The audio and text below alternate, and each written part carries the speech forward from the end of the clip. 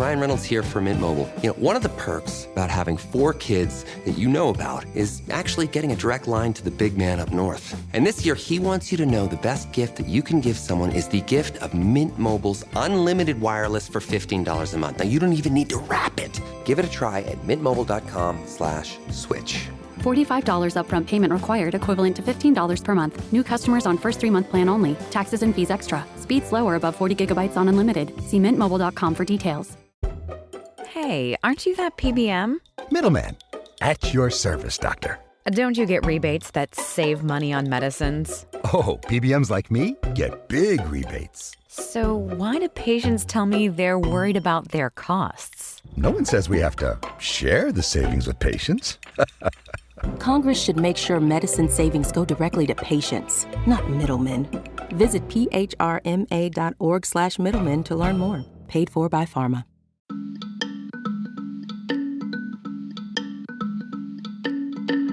Hi, and welcome to Amicus. This is Slate's podcast about the Supreme Court and the law. I'm Dahlia Lithwick. I cover those things and more for Slate. If I could add another subtitle for this week's show, it would probably be straight from the mouth of my jurisprudential co-pilot and co-conspirator, Mark Joseph Stern. Let me explain that a little because it gets in the weeds, but it's super important. In the super soaker of legal news this week, a super soaker is, of course, just the baby cousin of the fire hose we're going to be drinking from post-inauguration and onward.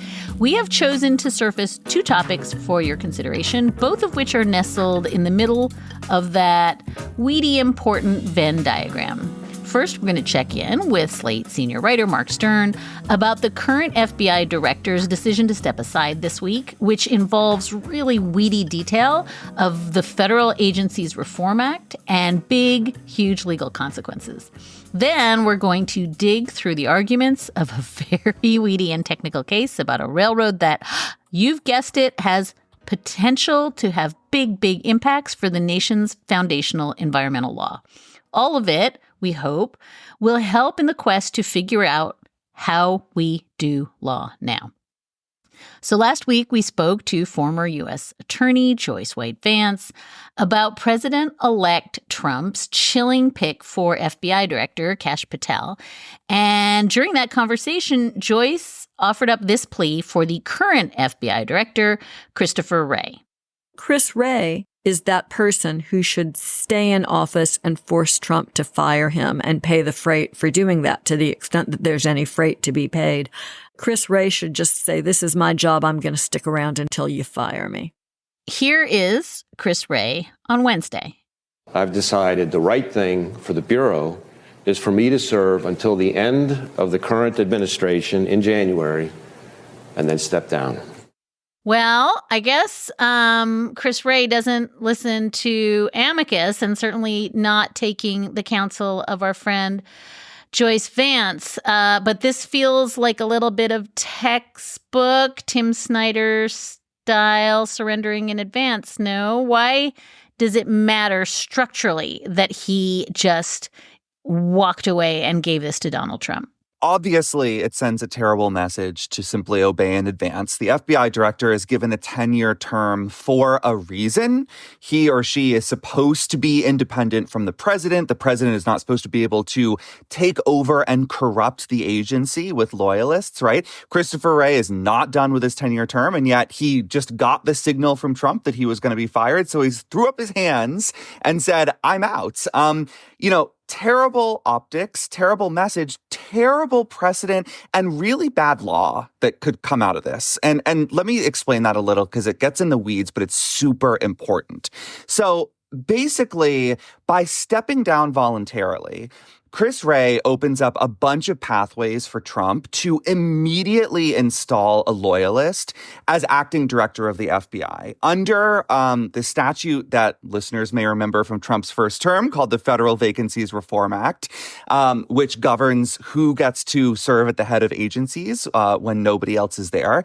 So because Wray stepped down, Under the FVRA, Trump can shift some other Senate-confirmed appointee to the FBI, like basically any other Senate-confirmed appointee, or even pluck some obscure loyalist from the upper ranks of the agency and elevate them to acting director while the Kash Patel nomination is pending in the Senate. There are hundreds and hundreds of people in the upper ranks of the FBI who are eligible under this statute to be made acting director, and Trump could just find the one who swears the most fidelity and loyalty to MAGA and put him in charge of the agency.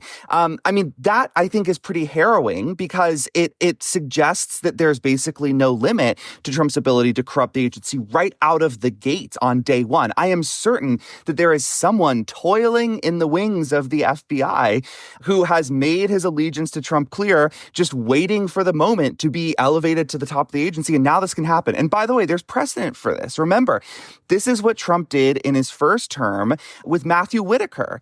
Matthew Whitaker was just kind of some guy at the Justice Department. He hadn't been confirmed by the Senate, and Trump bumped him up to acting attorney general and gave him sweeping amounts of power that the Senate never agreed to. This would be like that, but on steroids. And I think it's worth sort of playing out the consequences down the road from that.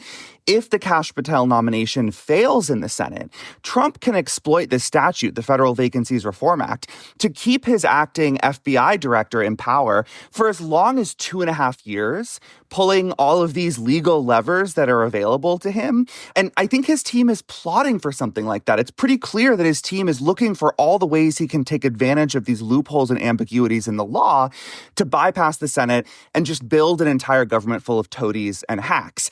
And that is what now has been laid out for him for the FBI, thanks to Christopher Wray's totally voluntary resignation. So just to be clear about what you're saying, Mark, a week ago when we taped with Joyce, the question was going to be Kash Patel versus Christopher Wray with the possibility of all sorts of screwing around. Now it is Kash Patel or someone vastly worse or comparably worse who is the acting. That's the choice now. Yes, that's exactly right. And it is a different choice from what would have happened if Christopher Wray hadn't resigned. If Christopher Wray had insisted on staying put and insisted that Trump fire him prematurely from his 10-year term, Trump's options would have been far more limited, or at least in serious dispute. So the law is a little unclear here, but I think the best reading of the Federal Vacancies Reform Act is that Trump cannot use this very capacious and loophole-ridden law to replace somebody he's fired. He can use it to replace someone who resigns. He can't use it to replace someone he fired. Jack Goldsmith has written extensively about this. I think that is fairly clear from the text of the law. And so what that means is that if Trump had fired Wray, then he couldn't have pulled some obscure loyalist from the upper ranks of the FBI or some other extremist who happened to be confirmed by the Senate for a different position. He couldn't have done all of those shenanigans. Instead, he would have had to follow the FBI's line of succession, which would have elevated the deputy director, Paul Abate, to acting director. And Paul Abate is a Christopher Wray appointee. He has a lot of integrity and independence. And that's true of other people down the line of succession who would have replaced him if Trump tried to fire Paul Abate next. So at a minimum, it would have taken Trump a lot longer to corrupt the FBI. If Christopher Wray had insisted on being fired, it would have sort of forced Trump to play by the rules of the line of succession here. And I think would have put more pressure on Trump to push Kash Patel through the Senate if he was really committed to this goal of totally taking over and basically destroying the FBI. I don't know if federal courts would have agreed with this interpretation of the Federal Vacancies Reform Act. I think maybe they would have, because again, I think the law is fairly clear.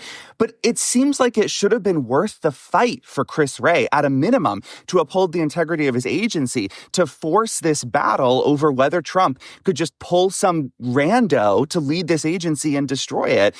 Worth the fight to me, yes, but evidently not to Christopher Wray. And Mark, can I just ask you if you have any idea or you've heard any compelling idea about what it was that led Christopher Wray to just lay down?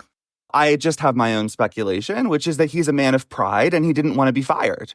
He wanted to be able to go to the exit gracefully and did not want to have the indignity of that letter, 12:01 p.m. on January 20th saying you are fired. And so he decided, I'll do this on my own terms. And I guess I get that from a matter of like personal dignity. But again, there is so much riding on this legally. By heading to the exits early, he is allowing Trump to affect this, I think, very alarming agenda, right? To use the FBI to go after his perceived enemies, to use it to investigate and prosecute his political opponents starting on day one, rather than at a minimum forcing Trump to fight for this, to get the Senate to agree to it or to at least, spend a few months battling it out in the courts. And this just guarantees that starting on day one, it's going to be over for the FBI. I think that, is a very narcissistic call by Chris Wray, one that values his own personal priorities over the good of the country, which is something that he hasn't done for most of his term and is a very surprising move at the end of it. It's so interesting, Mark, that these stress tests for democracy that we speculated how this would go for so long, and then they don't happen, and then the only net result is stress for the country. So, Mark, you are going to go wait now in the Amicus Plus green room, and we're going to join you in a minute for the bonus episode right after the main show. And you and I are going to be talking a little bit more about this fun topic of obeying in advance. This time will be happening thanks to Senators Manchin and Sinema. We will see you there. Talk soon, Dahlia. See you in the rumpus room.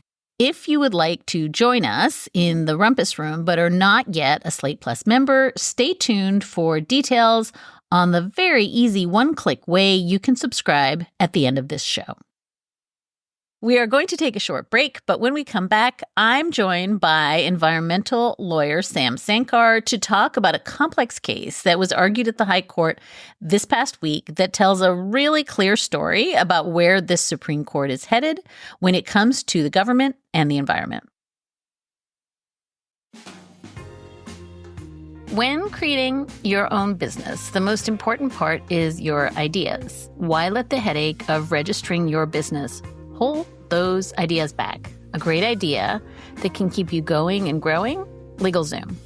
For 20 years, LegalZoom has helped business owners take their first step and every step after, from reliable business formation to experienced guidance in legal and tax.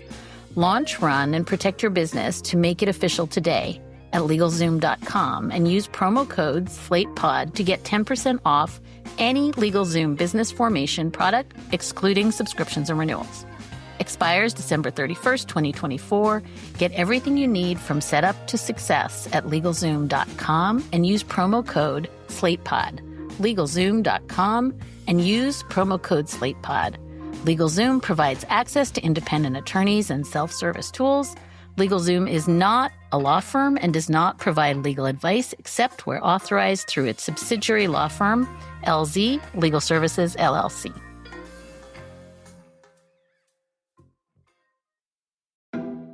Planned Parenthood Federation of America exists so that all people can get access to the sexual and reproductive care and education they need to make informed decisions about their health. More than 2 million patients a year rely on the services Planned Parenthood health centers provide, like STI testing and treatment, birth control, gender-affirming care, abortion, cancer screenings, and so much more. Right now, all across the country, reproductive health care and rights are under attack from public officials who are out of step with the will of the vast majority of Americans. The constitutional right to abortion, control of our bodies, and the health care we need has been stolen from us. And now politicians in 47 states, yes, 47, have introduced bills that would block people from getting the sexual and reproductive care they need. Planned Parenthood knows that equitable access to health care, including safe, legal abortion, is a human right. Right now, Planned Parenthood needs your help to protect access to health care. Donate today by visiting PlannedParenthood.org/protect. This week, in the noise of the transition from imperfect democracy to the next Trump administration's plutocrat-fueled plan to dismantle government, the Supreme Court heard a major environmental case that has received very little attention. It's a technical case, and Tuesday's arguments were frosted with all the jargon. And yet, this appeal serves as another vehicle to limit environmental protection. As we come to the end of a year of accelerating climate crisis, also a year in which voters chose the drill baby drill president nonetheless, we thought we might try to hold on to two truths at once. Yes, the incoming administration is poised to treat the law like garbage, but also yes, when it comes to climate and deregulation in general, it's the Supreme Court that paved the road on that one. So we're going to turn our gaze to the intersection of the law, the administrative state, climate science, oil billionaires, and 7-county infrastructure coalition, V. Eagle County, Colorado. I'm joined by Sam Sankar, Senior Vice President for Programs at Earth Justice, a nonprofit public interest environmental law firm that got involved with this case after the Supreme Court took it up. Sam has been working on environmental issues throughout his career. He was an attorney at the Justice Department and counsel to the presidential commission that investigated the Deepwater Horizon spill. Sam, it is always a treat to have you on the show. Welcome back to Amicus. Thank you so much. I always love being here, although it never seems like I'm here to talk about fun things. When will you invite me for happy occasions? We have yet to have a happy conversation, you and I'm guessing today will not be that day either. But before we talk about the court, just one quick beat, Sam. I always ask you to explain what Earth Justice does, what the mission is, because I think not everybody knows, and I think it's important work. Sure. Earth Justice's tagline is because the earth needs a good lawyer. And it's a good tagline because it's a reasonable description. We are a 50-year-old organization that focuses on environmental law and particularly environmental litigation.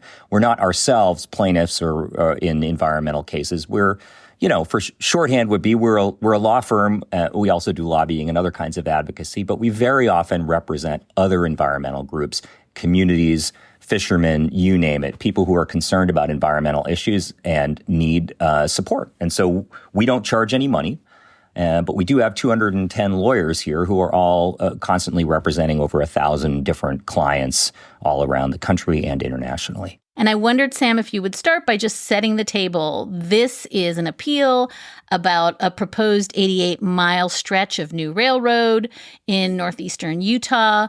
And the plan was to connect up Utah's largest oil field to transport crude oil to the National Rail Network, right? Can you just tell us about the basin? Tell us what the plan was, whether this is in fact about an 88-mile stretch of new railroad or much, much more than that. The factual story of this case involves an area of Utah that has a lot of oil, but not a great transportation network. This is Utah's Uinta Basin. And there's a tremendous amount of oil in that area, but it's a kind of oil that is sort of difficult to deal with. It's called waxy crude.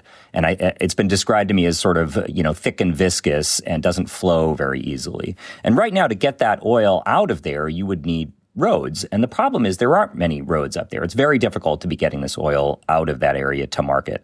And this area is also one without a lot of other kinds of economic development. So there's been a proposal for a long time to try to get ways to get that oil out. And the way that they have in mind is to build a railroad out of the basin. Now, of course, railroads don't go all the way from point A to point B. What they needed to do was build a railroad that would connect this basin to the larger national railroad network. And that's about 88 miles worth of track. The estimates vary, but at least about a $2 billion project. And there was a coalition of counties that wanted to get this railroad built for a variety of reasons. And also, predictably, a lot of people concerned about the impact of the railroad, both directly and indirectly. Now, the direct impacts of a railroad are things like, well, you're going to put a track here, and that track is going to disturb the land or cross a river or cause, just building the track. But then it's also the impact of having trains going back and forth in a place where they weren't going before.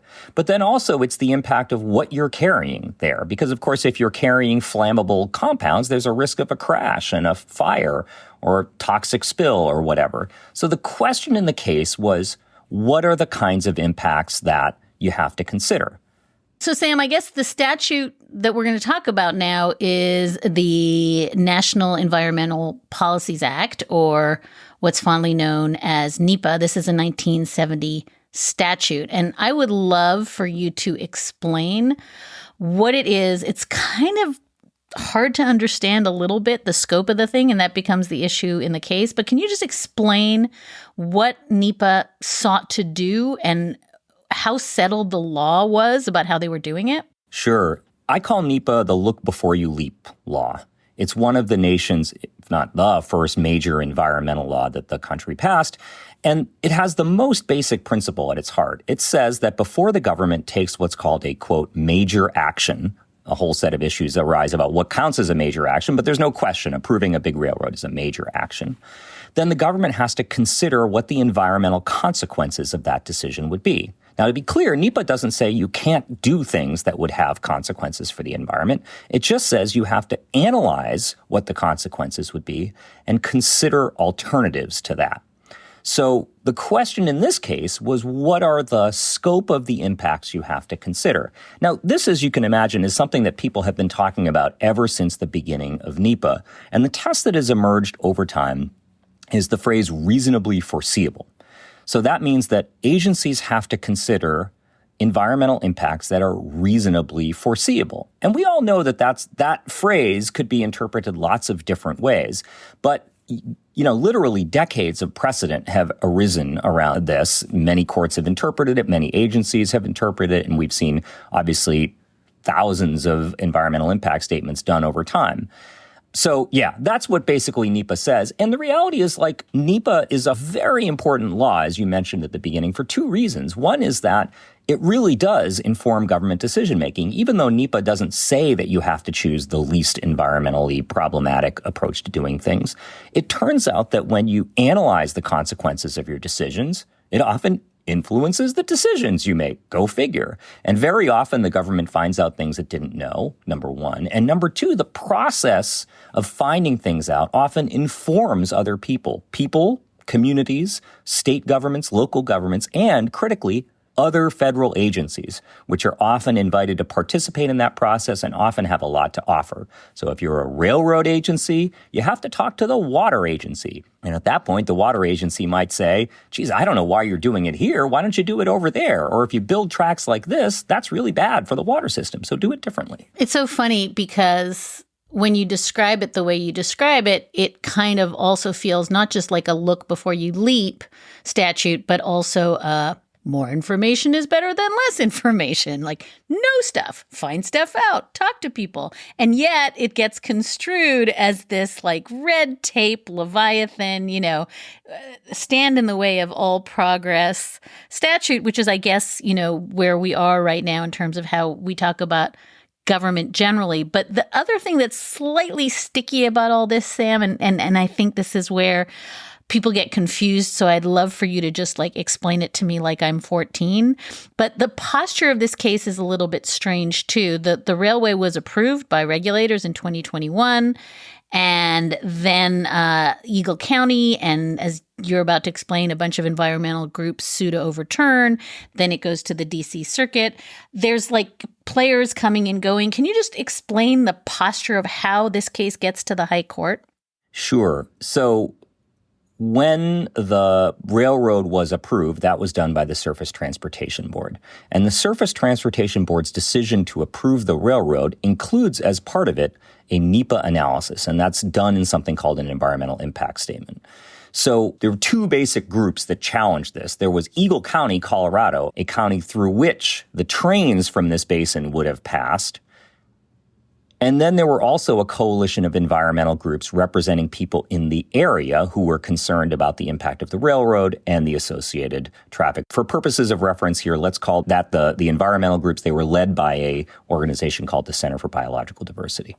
So they challenged the Surface Transportation Board's decision on a variety of grounds.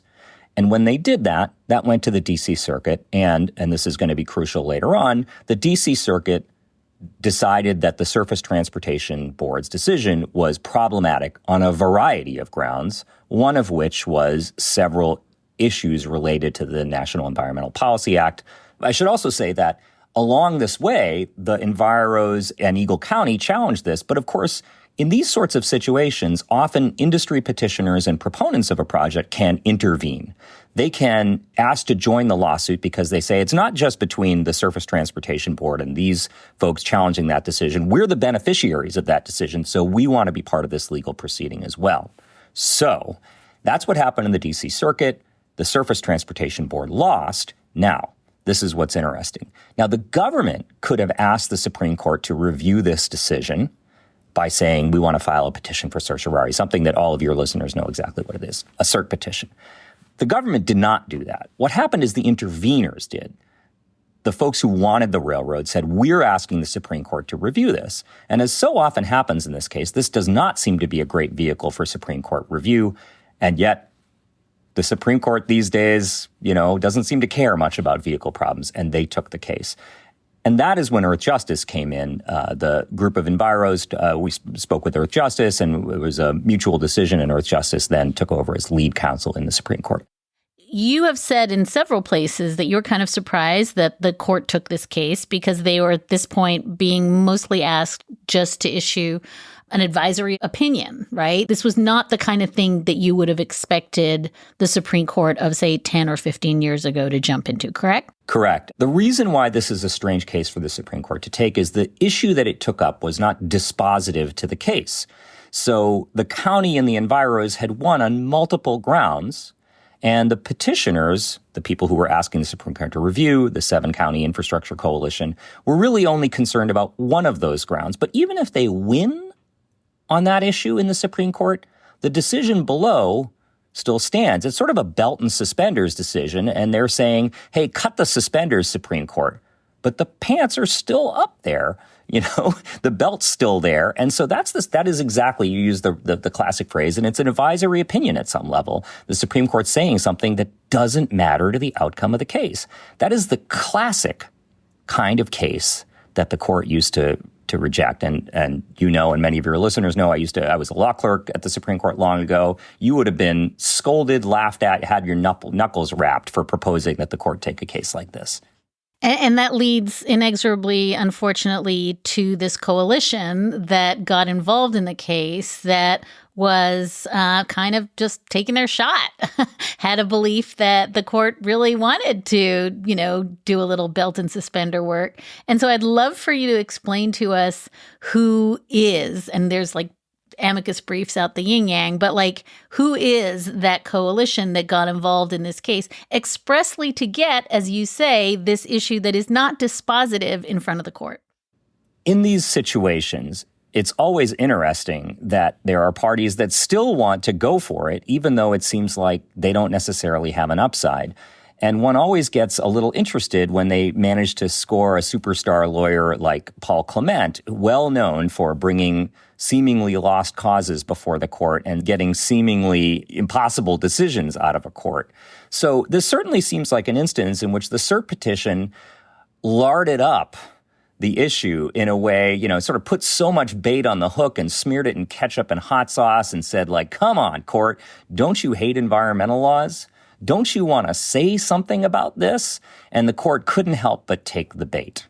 I confess to having just a tiny little Homer Simpson, hot sauce moment. But I would like to focus on NEPA for one quick second because, again, it's very, very technical. And folks who were listening into oral arguments could not be faulted for just not quite understanding what it was that was being discussed. And I think that the way to think about this, and you were in the room and I was not, so you can help me work through it, Sam, is that if you're going to talk about the sort of scope of potential harms under NEPA, and you have to think about that in terms of geography and time, can you try to help us understand what it was that the folks who back the railway were grafting onto this conversation? Because suddenly there was this, proximate cause that they were grafting from tort law onto hey, we have a statute, it's been interpreted, it's admittedly kind of murky, but it's been interpreted pretty consistently. We know how to do this.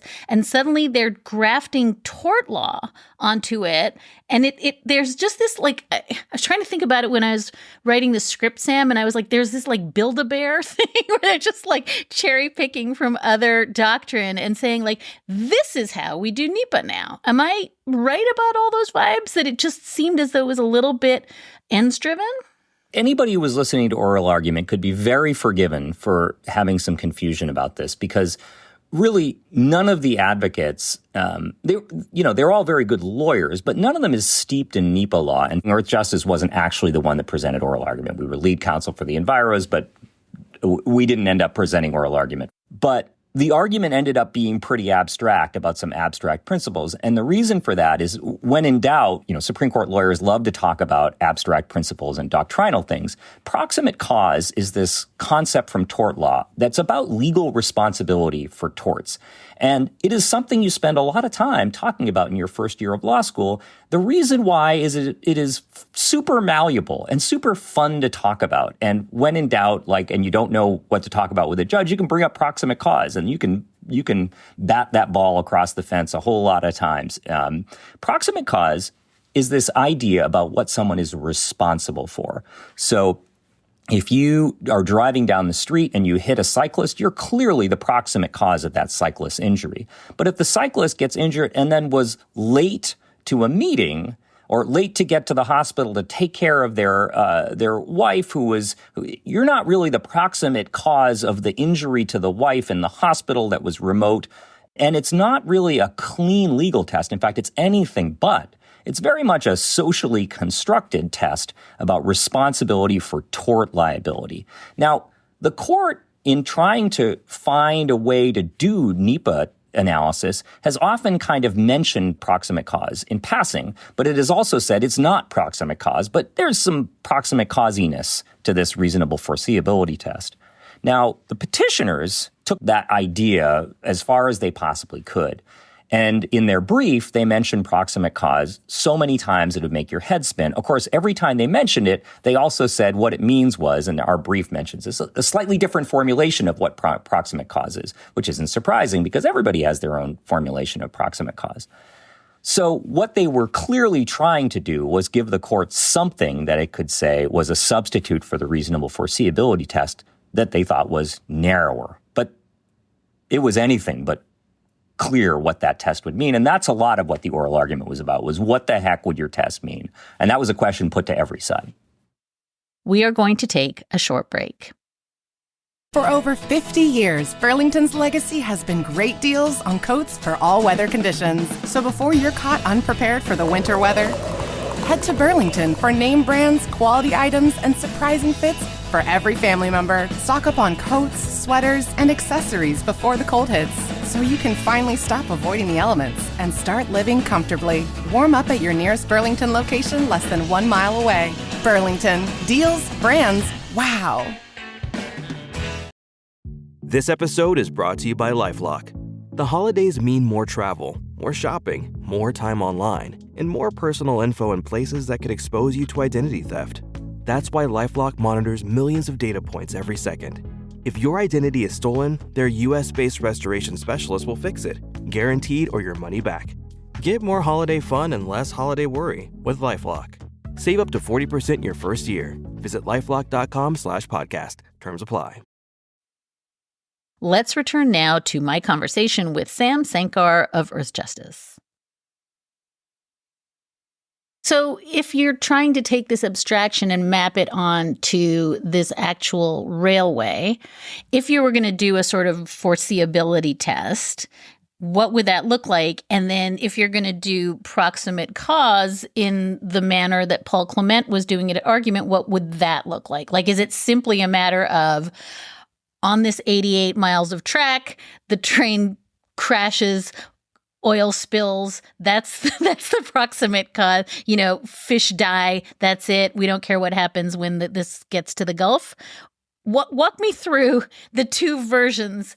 And I know that it was so messy that there is like 16 versions, but walk me through these two.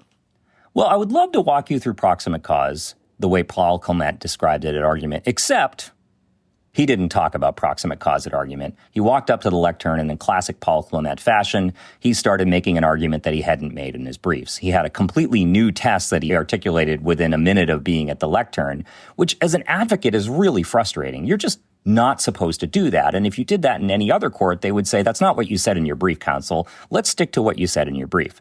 So in the brief, they talked a lot about proximate cause. And the idea of that would be, look, there's a refinery at the end of this train track.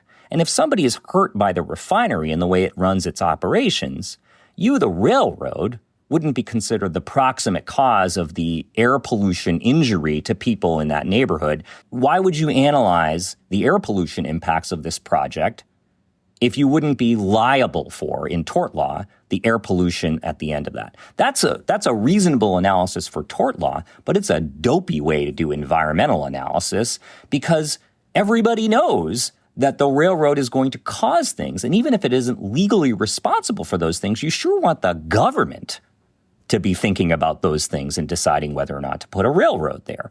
So that's why Paul Clement would love the proximate cause test in his brief. Now, at the lectern, Paul Clement had a different idea in which he said something about, well, the government agency has to be responsible for the decision and it has to be close in time and space, or not remote in time and space.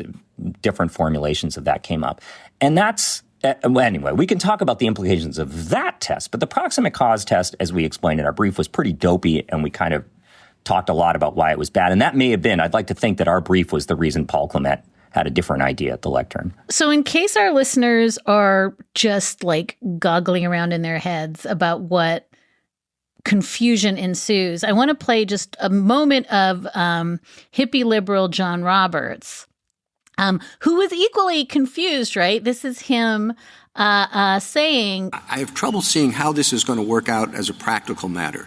If you're at the agency or the counsel for the private party, I mean, what are you going to do? You're going to say, okay, I've identified this possible issue, but I think it's too far away. I mean, do you counsel your client to say, well, you better put it in because they might decide that it's not too far away?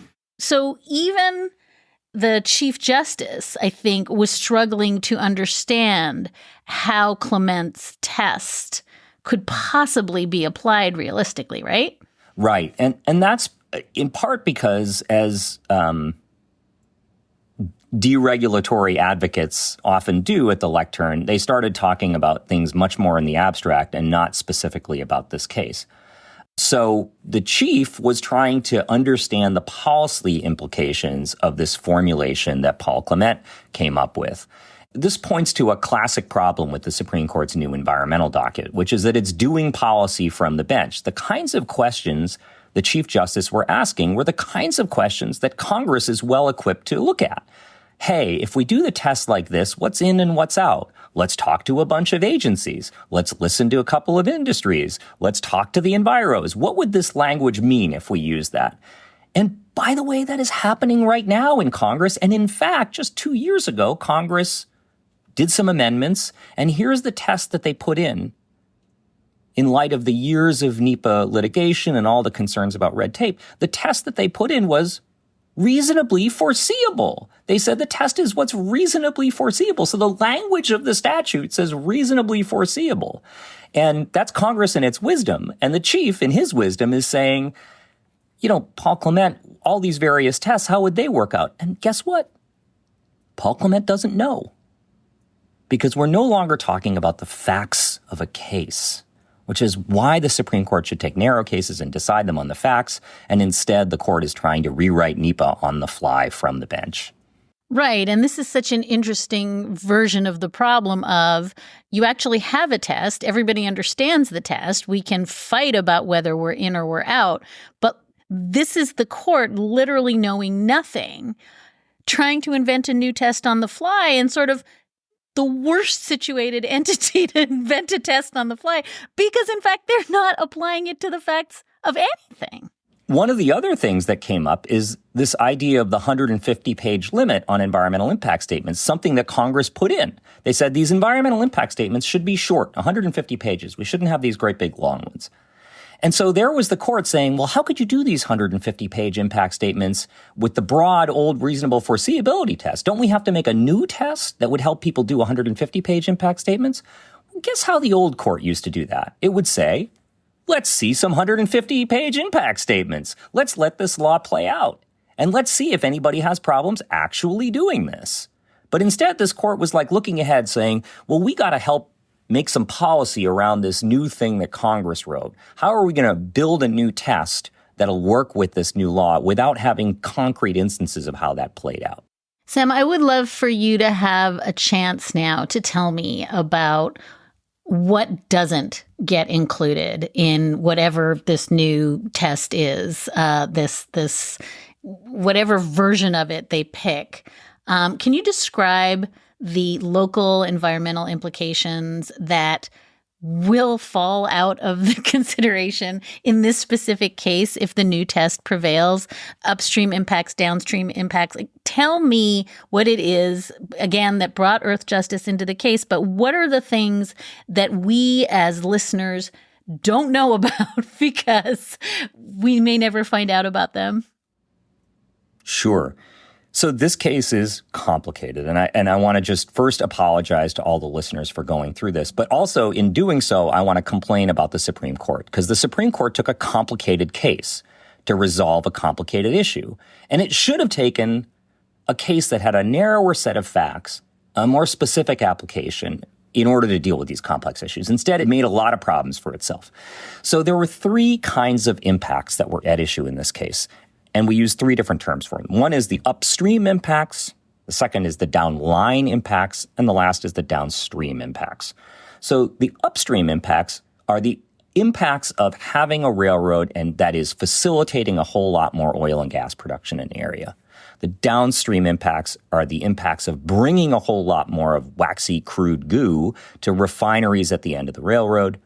And the downline impacts are the impacts of moving all of this waxy crude along this railroad.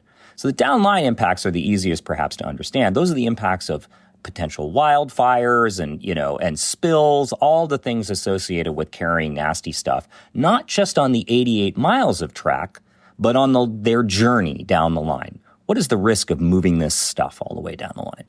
The upstream impacts are really important in this area because the basin, as I've told you, is relatively sparsely developed and nevertheless has terrible air pollution problems. When you start extracting, putting in tons of oil and gas operations, wells and facilities to move this stuff, and as well as all the increased traffic, and that's going to make those air pollution problems substantially worse. The air pollution is bad already, and it's going to make it a lot worse. So absent the railroad, you wouldn't have those problems because the railroad is facilitating all that oil and gas development. On the downstream end, in this situation, we knew precisely where that waxy crude was going to go because there's only a few refineries that can handle that stuff. They happen to be pretty far away down in Louisiana, but we knew which places it were. We knew where it was. So the residents of that area were saying, well, what's going to happen to us when you bring in 5 2-mile-long trains? I think the number is 350,000 roughly barrels of oil per day that are coming into our town to be refined. What's that going to look like for us? So that's what upstream, downline, and downstream impacts are. I also would love for you to speak to the Biden administration. As if this were not complicated enough, the administration comes in taking a kind of middle posture here. Yeah. And, okay, so listeners who've just maxed out on how much ambiguity are just going to have to suck it up because Sam's about to explain what their kind of neither this nor that. Here's another way to think about this. So I told you the case was messy. Yes, you did. Because there were different kinds of impacts. It's also messy because Paul Clement advanced at least 3 different things that he thought the case was about at the petition stage, in the briefing, and at the lectern. And then it was also confusing because the federal government didn't want the Supreme Court to hear this case at all. And then when it was in front of the court, decided that it had to defend the Surface Transportation Board. And I don't blame the government for trying to defend the Transportation Board's decision. But perhaps knowing where the Supreme Court is these days, it tried to articulate a test that was a little narrower than the reasonable foreseeability test, but not as narrow as at least one of Paul Clement's varying tests. So here's the court just fumbling around trying to analyze all these many different tests for all these many different impacts. And by the way, not having a single environmental lawyer at the lectern to sort this out for them. So the government, at the end of the day, put Ed Needler up, who is one of the most storied Supreme Court advocates and perhaps the single most expert federal appellate lawyer in the country. And he was trying to work through this test that the government had. And honestly, I'm not even going to try to explain that test here because I, too, was befuddled as to exactly how that was different than Paul Clement's new test at the lectern. If you as a listener are confused, I do not blame you. I'm an expert on this stuff. I'm a former, maybe acting currently Supreme Court lawyer, and I was at arguments shaking my head saying, I don't know what is going on here. Sam, one through line I'm hearing in absolutely everything you're saying is that the court is sort of begging for simplicity, right? And there's a moment where Paul Clement says, if I could give you a 10-word test that took care of every hard case, I mean, they'd give me tenure at Harvard. But I think, having I'm sure they'd give you that anyway. And it was like the weird nihilism of like, this is insoluble. Like, it's just, the lodestar seems to be that government is bad and more government is more bad and environmentalism is bad and more environmental protections are really bad. And it just feels like it's so perfectly aligned with Neil Gorsuch's like too much law. We should remind your listeners that Neil Gorsuch wasn't on the bench for this one. He had recused himself roughly a week before argument. But yeah, I mean, this is strange because this is a court that is forever trying to craft bright line tests. And even one of the most conservative advocates in the country couldn't articulate a bright line test. And so the court seems to be getting ready to wave its hands around and use some different words and probably a lot of adjectives and adverbs and complaints about NEPA along the way to kind of get a tighter limit on this. One of the things that was interesting as all these justices and advocates were batting around various legal tests, and the chief was saying, I don't know how this would work out. And I think one of the justices said, well, what about a pipeline? And Paul Clement said, well, pipelines are more complicated. I'll admit, those are more complicated. And maybe this test, we should reserve the questions about how to apply my test to pipelines for some other case that involves pipelines.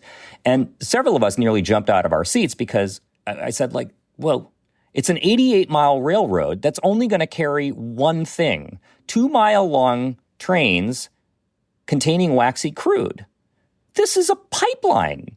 How is this not a pipeline? This is the complicated case. Why are we talking about it as if it's a simple case? And the justices seemed all too eager to accept Paul Clement's framing of this. Yeah, I think there was an interesting moment when Willie J. said, the whole raison d'etre of this project is to transport one commodity and one commodity only.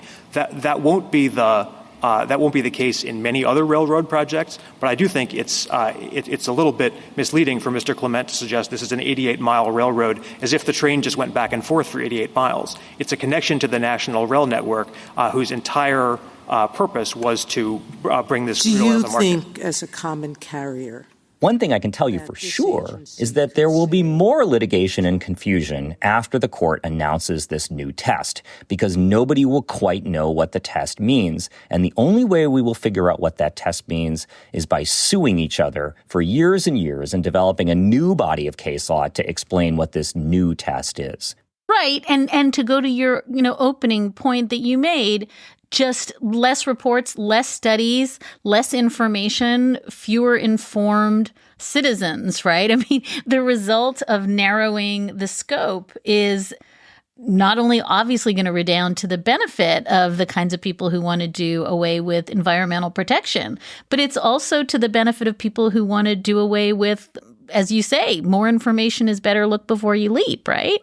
Look, there's no question that it's going to degrade the quality of government decision-making. I also want to recognize the very real concerns of folks who are concerned about red tape. And Earth Justice also deals directly with issues where renewable energy projects, important green infrastructure, housing. We don't do housing work directly, but there are a lot of concerns about the environmental review processes slowing down the development of things that progressives and environmentalists would consider good.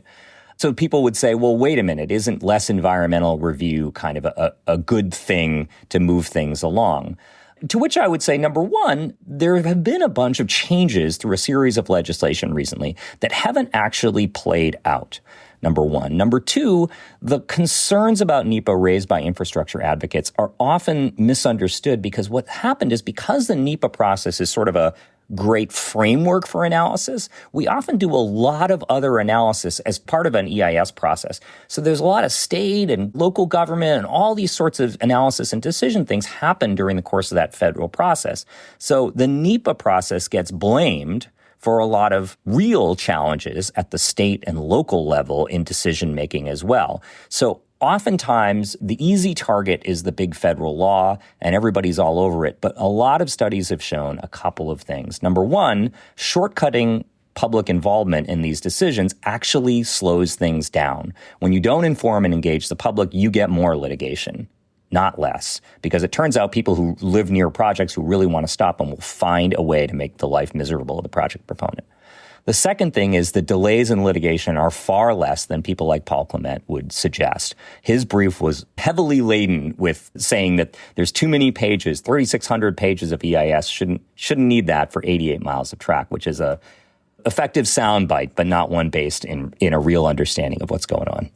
I think it all goes to this larger, it's all too much. Let's get rid of all this red tape, and then we can all presumably just live free and die. And Sam, on this red tape question, this was something Justice Kavanaugh raised at arguments, but I'm seeing your skeet/tweet pointing out an eerie similarity between Justice Kavanaugh's question and a piece from the court's automatic amicus, the Wall Street Journal. I put a little image there of a Wall Street Journal op-ed that advanced essentially a legal argument that then Justice Kavanaugh said, well, what about this idea?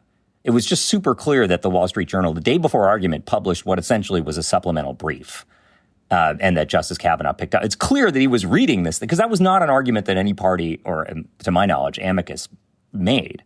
So the argument was basically NEPA was written before all these other environmental laws. And shouldn't we revisit NEPA in light of all of those other environmental laws? Just a bigger picture question of how to think about NEPA more generally. When NEPA was enacted, or since NEPA was enacted, there have been all sorts of amendments and new environmental statutes, and you've alluded to this in your comments so far, that so many different agencies are involved, so many different environmental checks are in place on land, air, water pollution. What is NEPA adding to the substantive statutes, and how should that affect how we think about NEPA in terms of what the judicial role is with respect to enforcing NEPA? In other words, does the text of NEPA mean something different now than it did back then because of all these other things? And if you tried that to advance a progressive interpretation of the law, you'd be laughed out of the Supreme Court. They wouldn't just wrap your knuckles. They'd come across the lectern and throttle you. You could never advance that kind of argument. So it's incredibly crazy to think, number one, that the Wall Street Journal gets to publish supplemental briefs, and number two, that the justices are considering these incredibly atextual arguments on the fly.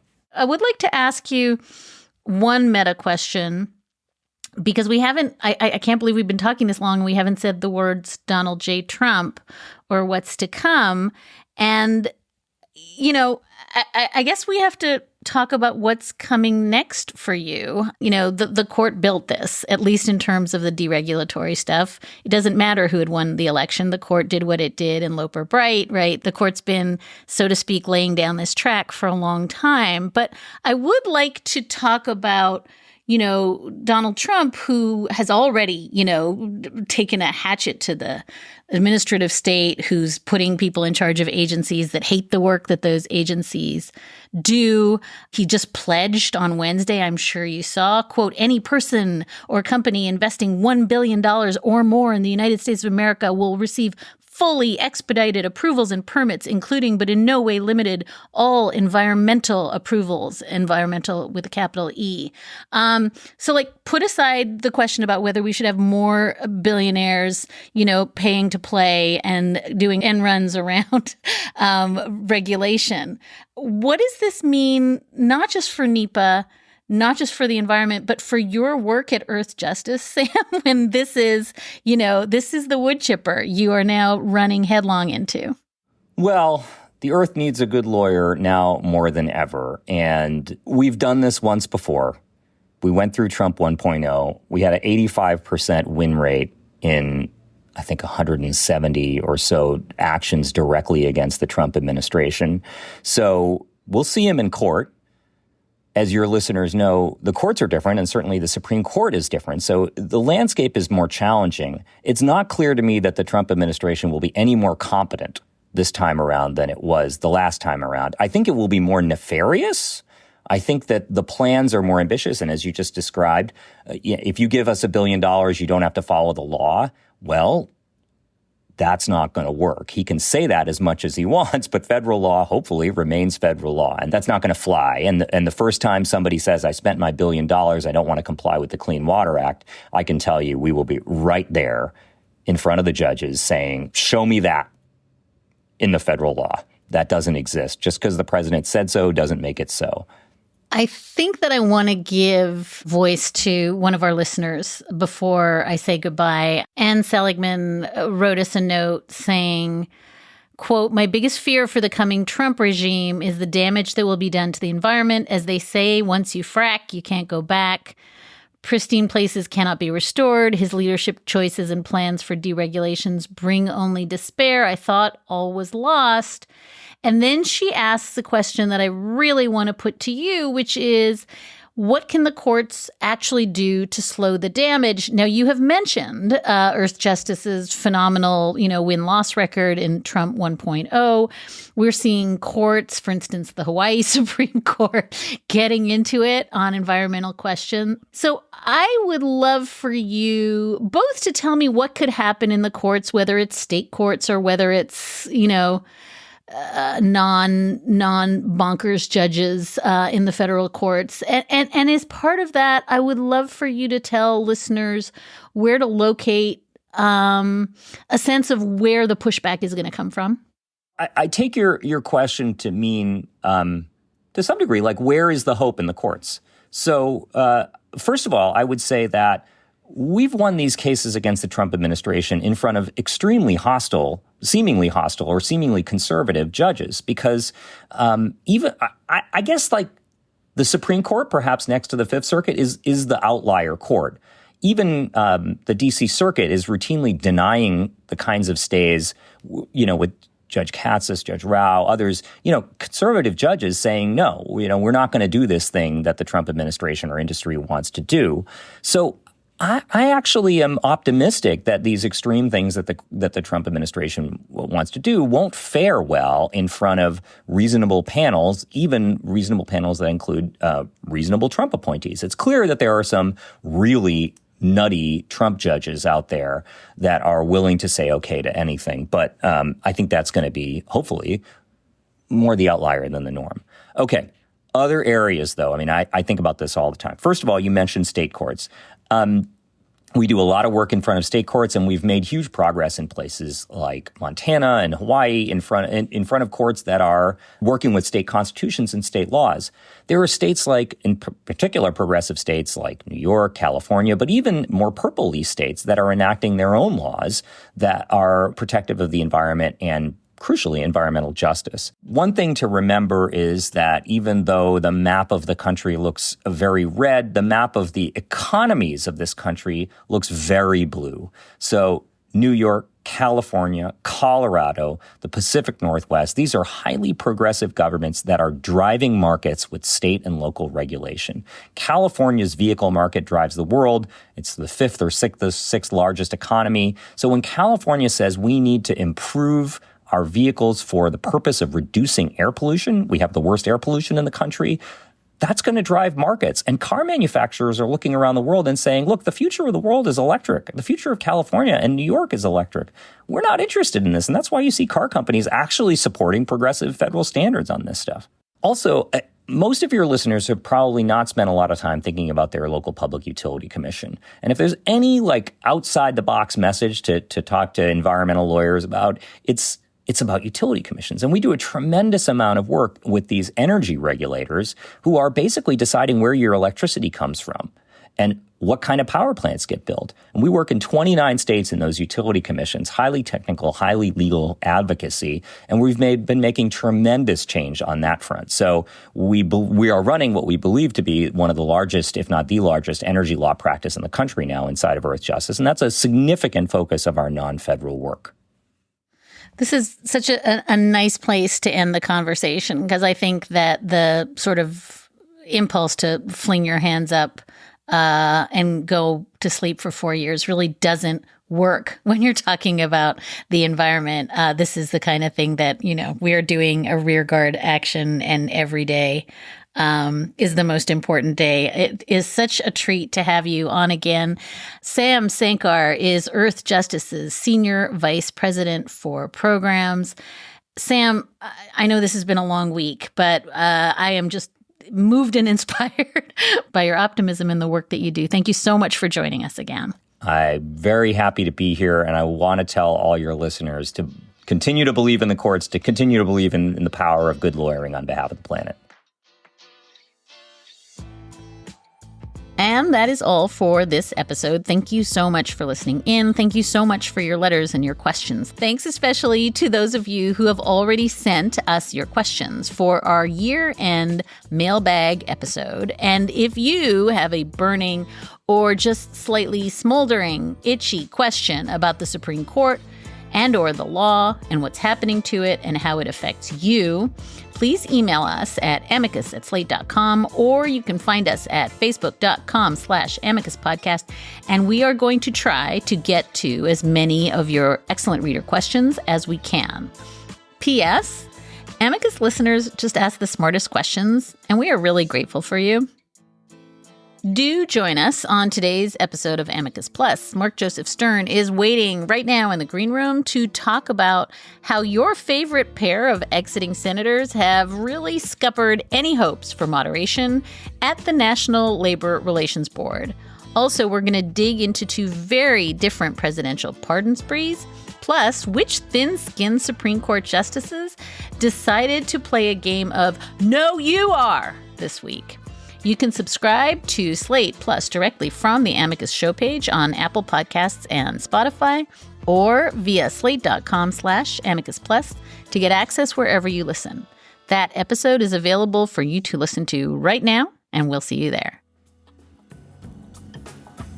Sarah Birmingham is Amicus's senior producer. Our producer is Patrick Fort. Alicia Montgomery is vice president of audio at Slate. Susan Matthews is Slate's executive editor. And Ben Richmond is our senior director of operations. We'll be back with another episode of Amicus next week.